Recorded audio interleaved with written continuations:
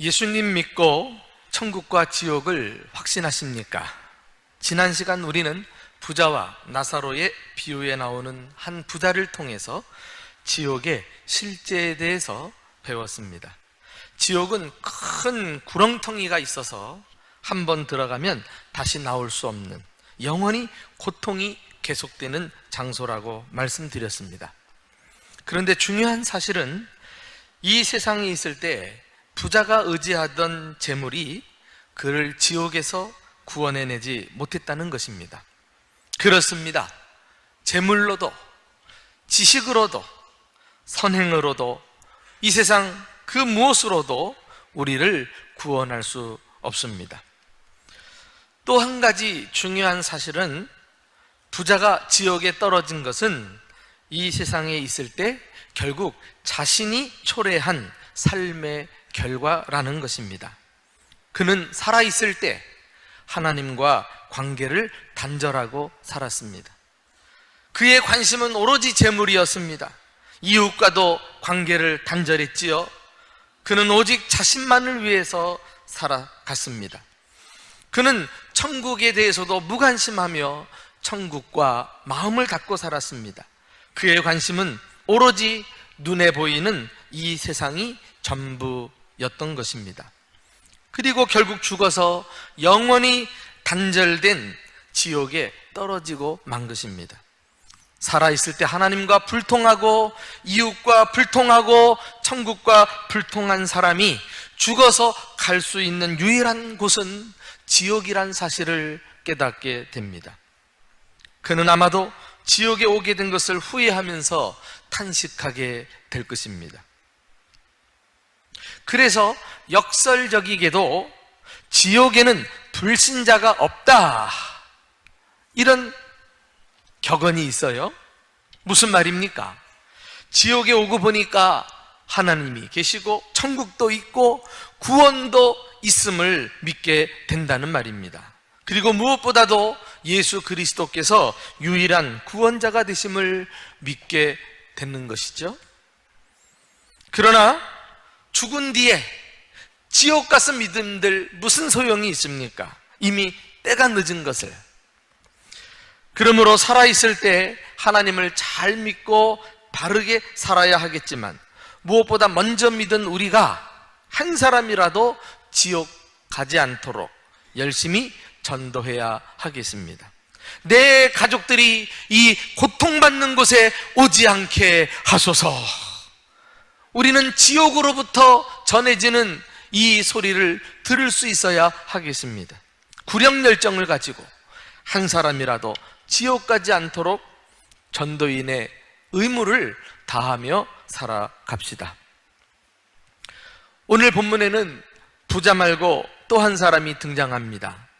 성경은 그를 거지 나사로라고 소개하고 있는데, 그도 역시 부자처럼 죽었습니다. 그러나 죽음 이후의 삶은 전혀 달랐던 것입니다.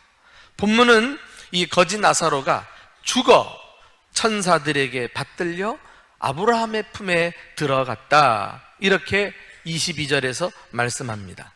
바로 천국에 들어간 거예요. 이쯤 되면 이제 여러분들은 짐작하셨겠습니다마는, 오늘 목사님은 이 천국에 대해서 말씀하시겠구나. 틀림없습니다. 과연 천국은 어떤 곳일까요? 성경 전반에 걸쳐서 말씀하는 교훈을 함께 살펴보고 싶습니다. 첫째로, 천국은 실제하는 장소입니다. 모호하거나 추상적이지 않고 실제 사람이 들어가 생활하는 장소라니까요. 지옥이 죄 가운데서 죽은 자들이 가는 곳이라면 천국은 예수님 믿고 구원받은 성도들이 가는 하늘나라입니다. 아브라함의 품에 안겼다. 이 아브라함은 믿는 사람들을 대표할진데 바로 믿는 사람들이 그곳에 천국에 들어간 것을 표현하는 말 아니겠어요? 그리고 천국에 가는 길은 오직 한 길밖에 없음을 우리는 확실하게 믿습니다. 그 길이 무엇입니까? 내가 곧 길이요 진리요 생명이니 나로 말미암지 않고는 아버지께로 갈 자가 없느니라. 우리 구주 예수님만이 천국 가는 유일한 길이심을 깨달으시기를 예수님의 이름으로 축원합니다. 그 천국이 어디에 있어요? 바로 하나님 말씀인 성경에서 강조하는데, 성경은 하늘을 묘사할 때 보통 3층 천으로 설명하고 있습니다. 첫째 하늘은 새들이 날아다니고 비행기가 날아다니는 대기권이라고 할 수 있어요. 영어로는 스카이, 보통 우리가 이렇게 가르치죠. 그리고 둘째 하늘을 묘사하는데 해와 달과 별들이 있는 우주를 말합니다. 스페이스라고도 말하잖아요. 그런데 이것이 다가 아니라 성경은 셋째 하늘에 대해서도 언급하고 있습니다. 바로 하나님이 계신 천국이에요. 영어로 heaven이라고 표현하고 있습니다. 우리가 잘 아는 대로 사도 바울은 고린도후서 12장 2절에 나는 셋째 하늘에 이끌려 갔었다고 자신의 개인적인 간증을 고백하고 있습니다. 하나님께서 그를 환상 중에 천국으로 이끄셔서 천국을 보기도 하고 하나님의 음성을 듣기도 하고 다시 왔거든요. 여러분, 지난 시간 제가 강조했거니와 사람의 간증은 아무리 은혜로워도 하나님 말씀을 대신할 수 없다는 것이죠. 우리는 천국에 대해서 누구보다도 많이 언급한 분이 또한 계시는데 그분이 예수 그리스도이십니다. 예수님이 십자가에서 돌아가실 것을 아시고 홀로 남겨질 제자들을 위해서 하신 말씀이 있어요. 자, 그 내용이 무엇입니까? 바로 천국에 대한 교훈을 주신 것입니다. 우리 요한복음 14장 1절부터 3절 주님의 음성을 함께 읽어보실까요? 시작. 너희는 마음에 근심하지 말라.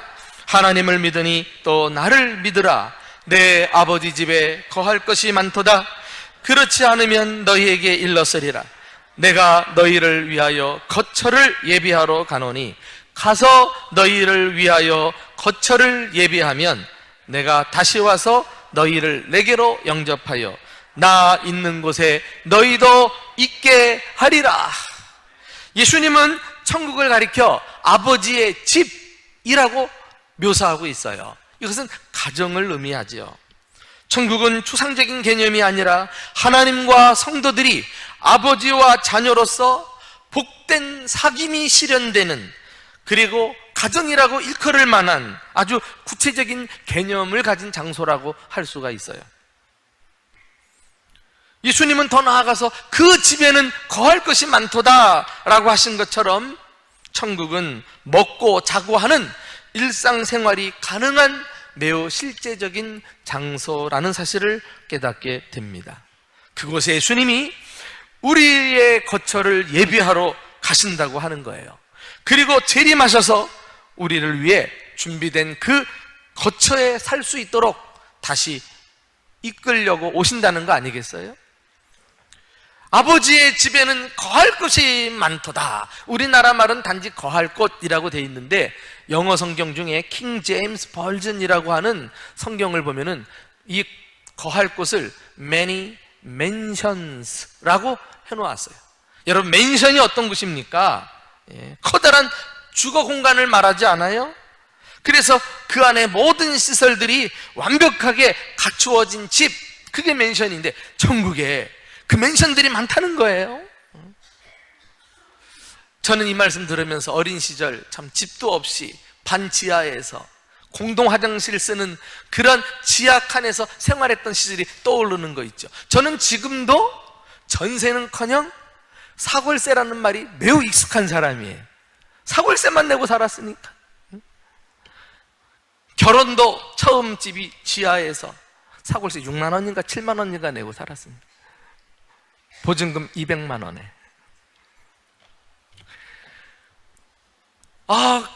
우리 가운데 지금도 참 하루하루 살아가시는 것이 참 힘겹게 집도 없이 방황하면서 자주 이사를 다녀야 되는, 고생하면서 남에게 손가락질 당하면서 무시당하는 이런 분들이 많으실 거예요. 그러나 여러분, 이거 아십니까? 천국에서는 충분한 공간과 거처가 많이 있어서 그곳에 가는 사람들을 행복하고 안정된 삶을 보장해 준다는 거 아닙니까? 아마도 거지 나사로는 이 사실을 알고 있었던 것 같아요. 그래서 그는 부자의 집에서 쫓겨나 집 밖에서 담벼락을 의지하고 살았을지 모르지만은 그는 믿은 게 있거든요. 나에게는 맨션이 있다. 하늘 맨션이 있다. 이렇게 천국은 매우 실제적인 믿는 자들을 위해 주님이 예비하신 집이라는 사실을 우리는 깨달아야 하겠습니다. 수년 전 프랑스에서 2000년이 넘은 고분에서 꽃씨 하나를 발견했어요. 과학자들은 이 꽃씨를 실험상 땅에 심었습니다. 그랬더니 놀랍게도 한 달이 지나서 그 씨에서 싹이 나고 잎이 나고 꽃이 피었다는 거 아니에요? 1년생 식물인 꽃씨도 땅에 심으면 죽었다가 다시 살아나서 수십 배, 수백 배의 열매를 맺는 것은 자연의 이치를 그대로 보여주는 사건이라고 할 수 있습니다. 하물며 만물의 영장인 인간이 이 세상을 살다가 무덤에 들어가면 그걸로 끝인 줄 알아요? 절대 아니에요. 하나님은 성도를 위해서 그가 영원한 안식처를 예비해 주셨음을 믿으시기를 주님의 이름으로 축원합니다. 성도가 죽는 순간 마치 잠에서 깨어나듯 눈을 뜨게 되면 우리는 어느새 천국의 맨션에서 새로운 영광스러운 새날을 맞이하게 될 것입니다. 얼마나 벅찬 일입니까?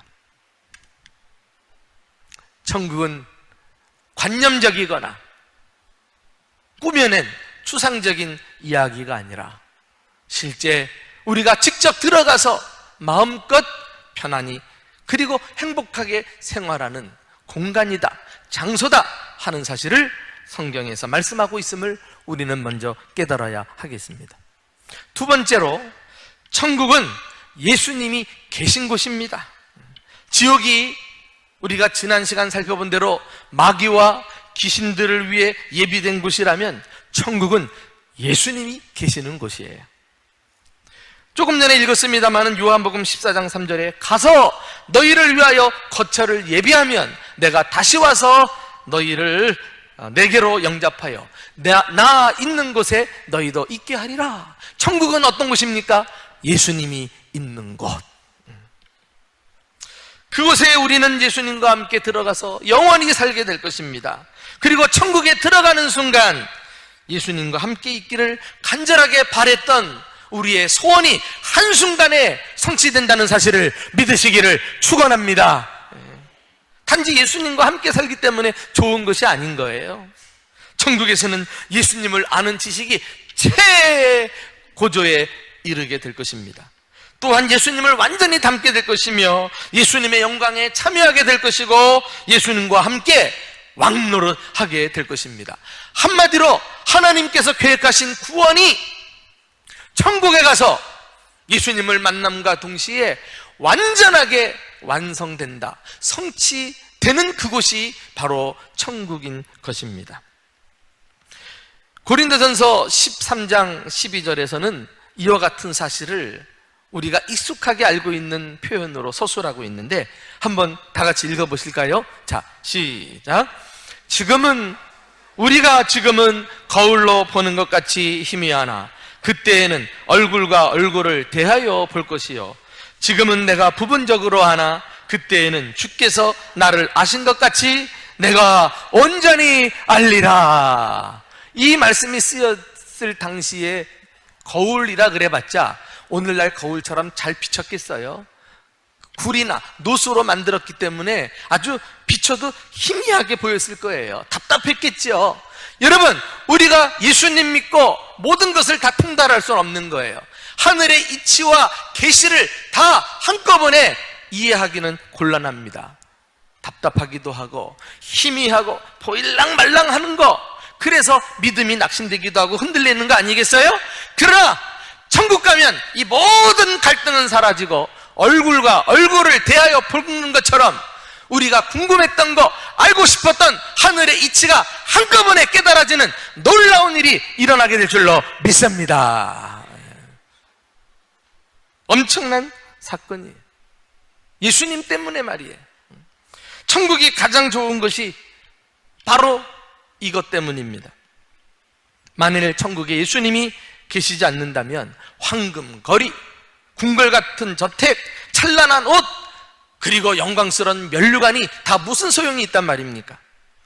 우리가 천국에 들어가는 순간 이 땅에 살면서 그렇게 꿈꿔왔던 예수님에 대한 모든 소원이 한꺼번에 성취되면서 최고의 만족과 기쁨을 누리며 살게 될 줄로 믿습니다.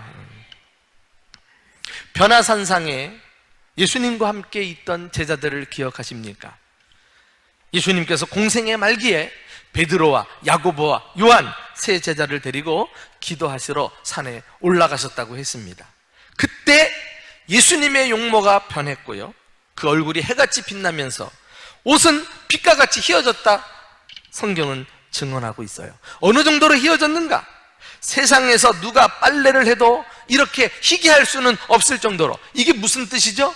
이것은 사람으로 말미암은 일이 아니라 천국의 영광의 광채가 예수님을 둘러서 있는 이런 사건을 일깨워주고 있는 말씀입니다.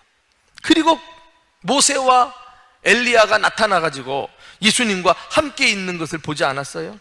그 광경을 보고 제자들은 너무나 황홀한 나머지 주여, 여기가 좋사오니 우리가 장막을 짓고 함께 삽시다, 이렇게 제안을 합니다. 게다가 하늘에서는 하나님의 음성이 들리는데요, 이는 내 사랑하는 아들이요 내 기뻐하는 자니 너희는 그의 말을 들으라. 여러분이 마치 그 현장에 있었다면 얼마나 놀랬겠어요? 얼마나 그 모습을 보고 감격스러워 했겠습니까? 이러한 변화산상의 체험은 무엇을 의미하나요? 천국에서 영광 중에 계시는 예수님의 모습을 잠시나마, 간접적으로나마 보여주고 있는 것이 아닐까요? 예수님은 이제 고난받으시고 십자가에서 죽으시겠지만 예수님의 진정한 모습은 천국에서 영광 중에 계시는 하나님의 아들이다 라는 사실을 제자들에게 보여주시고, 심신이 피곤하신 예수님에게도 확신시켜주시는 하나님의 배려가 아닐까요? 사랑하는 교우 여러분, 천국에 계시는 예수님의 모습을 잠깐만이라도 봐도 이렇게 좋은 것을 우리가 실제로 천국에 가서 예수님과 함께 영원히 살게 된다면, 그 얼굴과 얼굴을 대면하여 보게 된다면 생각만 해도 가슴 벅차고 흥분된 사건이 아니겠습니까? 그래서 어떤 사람은 찬송가를 지어서 하나님께 불러드렸어요. 구주를 생각만 해도 내 맘이 좋거든, 그 얼굴 배울 때야 얼마나 좋으랴. 여러분, 이 가슴 벅찬 기대와 또 감격이 천국을 바라보고 살아가는 저와 여러분의 삶 가운데 날마다 풍성하게 넘치시기를 예수님의 이름으로 축원합니다. 빌리 선데이라고 하는 유명한 전도자가 이 사실을 알고는 이렇게 고백했어요. 나는 예수님을 만날 것을 고대합니다. 내가 주님을 만난다면 그의 발 앞에 엎드려 나를 구원해 주신 것에 대해 감사할 것입니다. 또한 나를 일꾼으로 써 주신 것에 대해서 감사하겠습니다. 우리 또한 예수님을 만나 뵙기를 학수고대하면서 그분을 만날 때 부끄럽지 않도록, 책만 받지 않도록 맡겨주신 일에 충성하며 살아가는 저와 여러분이 되시기를 주님의 이름으로 축원합니다. 마지막 세 번째로, 천국은 성도의 유일한 소망입니다. 여기 야구 좋아하시는 분은 귀가 번쩍 뜨이겠는데요, 미국의 프로 야구팀 중에 세인트 루이스 커디널이라고 하는 팀이 있어요. 근데 이 팀은 오래전에 아주 전설적인 영웅 마틴이라는 강타자를 소유하고 있었습니다. 그는 독실한 그리스도인으로도 유명했지요. 어떤 사람이 그에게 다가와서 가장 큰 소원이 무엇이냐고 물었을 때 마틴은 여느 선수들의 대답하고 달랐어요. 다른 사람들은 내가 강타를 쳐서 최우수 선수가 되는 것입니다. 아니면 전 미국 프로야구 선수권 대회에서 우리 팀이 우승하는 것입니다. 이렇게 말했겠지만은 그는 망설이지 않고 다음과 같이 말했습니다. 나의 가장 큰 소원이 있다면 그것은 천국 가는 것입니다. 그의 입에서 천국이 끊이지 않았다니까. 그의 이 한마디 말이 당시 시민들에게 큰 울림을 주었다고 합니다. 오늘날은 많은 그리스도인들이 세상을 너무나 사랑한 나머지 천국에 대한 사모함이나 간절함을 찾아보기가 힘들어요. 아니, 천국이 없는 것처럼 아예 잊고 사는 경우가 허다합니다. 그러나 기억하십시오. 예수님 믿고 구원받은 사람은 반드시 천국을 소망하면서 살게 돼 있어요. 천국보다 세상을 사랑하고 세상의 것에 관심을 빼앗기고 살아간다면 그것은 큰 문제인 것입니다. 지난 몇 주 전에 히브리서 11장 말씀을 통해서 믿음의 사람들의 특징을 한 가지씩 살펴보지 않았어요? 우리는 오늘 다시 한번 신앙 선배들의 중요한 태도를 한 가지 확인해 보고 싶어요. 그게 바로 천국 소망을 가지고 사는 것이었거든요. 자, 히브리서 11장 13절부터 16절까지 우리 예전 기억을 떠올리면서 함께 읽어봅시다. 자, 시작. 이 사람들은 다 믿음을 따라 죽었으며 약속을 받지 못하였으되 그것들을 멀리서 보고 환영하며 또 땅에서는 외국인과 나그네임을 증언하였으니 그들이 이같이 말하는 것은 자기들이 본향 찾는 자임을 나타냄이라. 그들이 나온 바 본향을 생각하였더라면 돌아갈 기회가 있었으려니와 그들이 이제는 더 나은 본향을 사모하니 곧 하늘에 있는 것이라. 여러분, 신앙 선배들은 믿음으로 죽었다는 거예요. 죽을 때도 믿음. 어떤 믿음이었습니까? 아직 가보지도 않았고 보지도 않았지만 주님이 약속하신 천국에 대한 약속을 굳게 붙드는 믿음. 그래서 이 믿음을 가지고 이 땅에 사는 동안은 자신을 나그네라고 소개했다는 것 아니에요?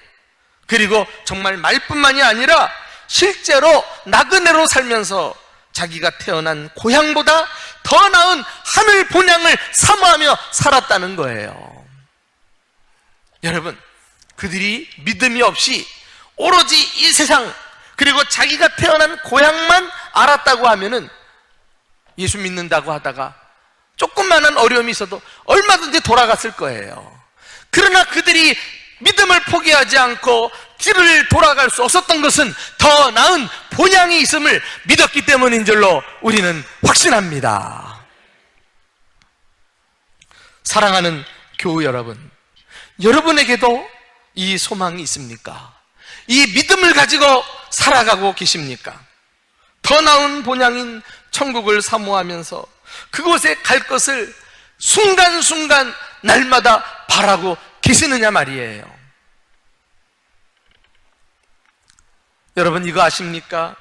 천국에 대한 소망이야말로 우리에게 남은 마지막 한 가지 약속이란 사실을 지금까지 하나님께서 성경을 통해 말씀해 주신 모든 약속들은 하나도 빠짐없이 다 이루어졌어요.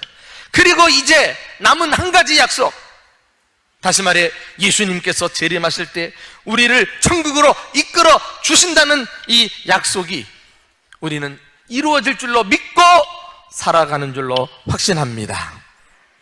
지금 이 세상을 떠난다면 우리 영혼은 지체치 않고 바로 천국에 가서 영원한 안식을 누리게 될 거예요. 그러다가 예수님이 재림하실 때 우리 썩은 육체는 다시 살아나고 영혼과 함께 영광스러운 몸으로 변화되어 천국에서 예수님과 함께 영원히 살게 될 줄로 믿습니다. 할렐루야. 그때까지 살아남은 자들은 어떻게 됩니까? 살아있는 채로 신령한 몸으로 변화되어 공중에서 다시 오시는 예수님을 맞이하고 바로 천국에 들어가서 영원히 사는 축복을 누리는 거 아닙니까? 이것이 바로 우리가 붙드는 한 가지 남은 유일한 소망이라니까. 예수님 믿는 사람은 이 소망을 갖고 살아야 돼요. 죽을 때도 이 소망의 끈을 놓아서는 안 됩니다. 도대체 안 믿는 사람과 믿는 사람의 차이가 뭐예요? 죽을 때 보면 알거든요. 믿는 사람은 죽어도 여유가 있어요. 왜? 천국에 갈 것을 믿기 때문에. 그러나 믿으면서도 죽을 때 두려워하며 수심과 근심에 가득 찬다면 그것은 믿음이 잘못된 거죠. 그리하여 천국 소망을 가진 사람은 고난이 와도 잘 참고 견딥니다. 죽음이 와도 결코 두렵지 않습니다. 이 세상에서 눈에 보이는 외적인 조건을 따라서 휘청 휘둘리며 사는 것이 아니라 비록 가난해도 그리고 병이 들어도 비천한 삶을 살아도 천국 시민으로서 당당하게 살아가는 이런 믿음이 있다니까요. 어느 날 밤 거대한 호수 한가운데서 한 척의 배가 폭풍을 만났어요. 선장과 선원들은 배를 버리고 구명대에 올라탔습니다. 밤새 그들은 안간힘을 다해서 폭풍과 싸웠지요. 길고 지루한 시간이 흘러 다음날 아침에 마침내 구조선에 발견되어 모두 다 구출될 수가 있었습니다. 선장은 지난밤의 일을 수리하면서 이렇게 말했어요. 우리가 폭풍과 싸우면서 희망을 버리지 않았던 것은 어둠과 폭풍 사이로 간간히 불빛이 빈다고 있었기 때문입니다. 그들은 이 불빛을 보면서 멀지 않은 곳에 육지가 있음을 믿고 소망을 포기하지 않았던 것입니다. 사랑하는 교우 여러분, 인생의 바다를 항해하면서 폭풍을 만날 때 여러분의 믿음의 닻을 예수 그리스도 안에 던지시기를 주님의 이름으로 축원합니다. 그러면 그분은 우리에게 천국의 빛, 천국의 소망을 비춰 주실 것입니다. 그리고 풍랑을 이기도록 힘과 용기를 불어넣어 주실 것입니다. 그리고 이 세상 풍랑을 이기고 드디어 천국에 들어가는 순간 누구보다도 먼저 예수님이 달려 나오셔서 우리를 당신의 품에 안아 주실 것입니다. 그리고 어떻게 하시죠? 우리 요한계시록 21장 4절, 요한계시록 마지막 부분을 한번 읽어보실까요? 다 같이 읽습니다. 시작. 모든 눈물을 그 눈에서 닦아주시니 다시는 사망이 없고 애통하는 것이나 곡하는 것이나 아픈 것이 다시 있지 아니하리니 처음 것들이 다 지나갔음이러라. 천국에는 죽음도 슬픔도 없습니다. 더 이상 질병도 고통도 없습니다. 염려와 근심도 없을 것입니다. 왜요? 예수님께서 모든 눈물을 닦아주시기 때문에. 그래서 천국에 들어가 주님 품에 안기는 순간 우리는 완벽한 위로와 치유와 회복을 경험하게 될 것입니다. 거지 나사로가 안겼던 아브라함의 품은 사실은 우리 구주 예수님의 품이 아니었을까요? 예수님은 천국에 들어오는 사람들을 한 사람 한 사람 안아주면서 말씀해 주실 것입니다. 수고했구나. 고생 많았지? 내가 너의 아픔을, 너의 고통을, 너의 수고를 알고 있단다. 이제 아버지의 집에서 나와 함께 영원히 행복하게 살자구나.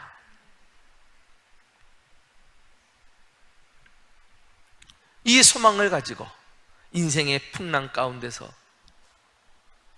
죽을 고생하며 살고 계신 사랑하는 교우 여러분들에게 하나님의 엄청난 위로와 은혜가 임하시기를 주님의 이름으로 축원합니다.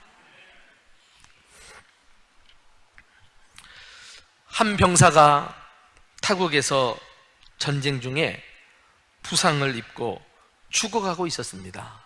급히 야전병원으로 실려간 그는 환자를 돌보고 있는 군목에게 찬송가를 불러달라고 부탁을 합니다. 병실에는 군목이 불러주는 찬송가 소리가 선명하게 울려 퍼졌습니다.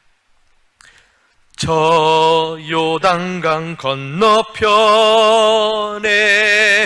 찬란하게 배는지 예루살렘 새집에서